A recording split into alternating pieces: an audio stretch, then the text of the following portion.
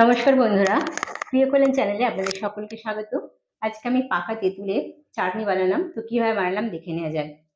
তো বাড়িতে থাকা উপকরণ দিয়ে আমি জিনিসটা করছি। পাকা তেঁতুল নিয়ে নিয়েছি, আর নিয়ে নিয়েছি দুটো মঠ যেহেতু ছিল, আর নিয়ে নিলাম মিষ্টির রস।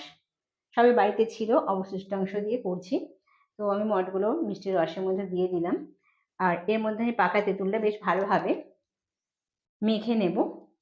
পেস্টটা খুব মিহি করে নেব। আর তেঁতুলের দানাগুলো আমি ওখান থেকে যতগুলো পারবো বার করে নেব। তো এই কাজটা একটু সময় ধরে করতে হবে, কারণ পাকা তেঁতুলের আচার অনেকেই করেন, ঠিকই আছে, চিনি দিয়ে করেন, অনেকে গুড় দিয়ে করেন। তো আমি আজকে মিষ্টির রস আর বাড়িতে মঠটা ছিল, তো ওটা দিয়ে করলাম। দেখুন আমার মিক্সটা খুব সুন্দর হয়ে গেছে। 2-4টে দানা আছে, থাকলে অসুবিধা নেই, ফেলে দেওয়া যেতে পারে। তো আমার একদম রেডি হয়ে গেছে। তো এবার আমি এদিকে কড়া বসিয়ে দিয়েছি। কড়াতে আমি ফোড়নের জন্য কিছুই দেবো না। তো আমি কড়াটা গরম করে নিয়েছি, হালকা তেল ছিল। তো ওই মিশ্রণটা আমি কড়ার মধ্যে দিয়ে বেশ ভালোভাবে নাড়াচাড়া করে নেব, যাতে করে একদম মিষ্টির রসটা একদম কমে আসে। তো একটু সময় ধরে রান্নাটা করতে হবে। আর এখানে জল আমি একদমই ব্যবহার করব না। দেখুন অনেকটা রসটা কমে আসছে। তো অনবরত নাড়তে হবে, তা নাহলে কিন্তু নিচে বসে যেতে পারে।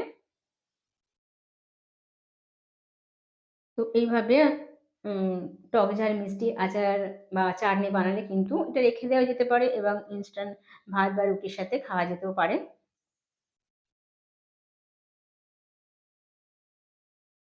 খুব চটজলদি রেসিপিটা হয়ে যায়।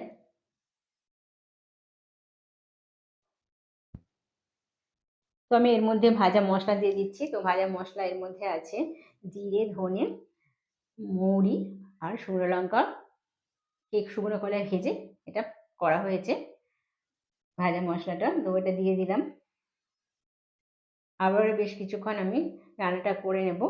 আর আমি এর মধ্যে দিয়ে দেব একটু লবণ দেব, তাহলে চাটনিটার টেস্টটা আরেকটু ব্যালেন্স আসবে। তো আমি পরিমাণ মতো লবণ দিয়ে দেব।